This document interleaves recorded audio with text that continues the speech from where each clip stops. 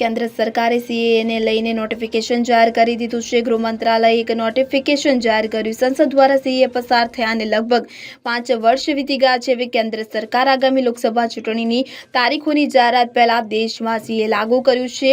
સીએએને હિન્દીમાં નાગરિકતા સંશોધન કાયદો કહેવાય છે। આનાથી પાકિસ્તાન, બાંગ્લાદેશ અને અફઘાનિસ્તાનના બિન મુસ્લિમ શરણાર્થીઓને નાગરિકતા મળવાનો માર્ગ મોકળો થશે। વર્ષ 2019માં નરેન્દ્ર મોદીની આગેવાની હેઠળની કેન્દ્ર સરકારે નાગરિકતા કાયદામાં સુધારો કર્યો કે જેમાં 31 ડિસેમ્બર 2014 પહેલા અફઘાનિસ્તાન, પાકિસ્તાન અને બાંગ્લાદેશથી આવેલો 6 લઘુમતીઓને ભારતીય નાગરિકતા આપવાની જોગવાઈ કરવામાં આવી હતી। નિયમ અનુસાર નાગરિકતા આપવાનો અધિકાર કેન્દ્ર સરકારના હાથમાં રહેશે।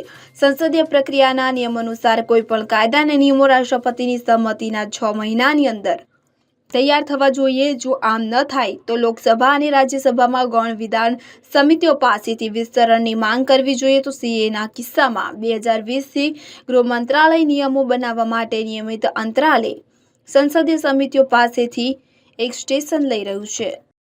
Bureau report CN24 news. હવે જુઓ દેશ દુનિયાની તમામ ખબરો તમારી આંગળીના ટેરવે। ઉઠાવો મોબાઈલ અને ગૂગલ પ્લે સ્ટોર પરથી ડાઉનલોડ કરો અમારી CN24 ન્યૂઝ મોબાઈલ એપ।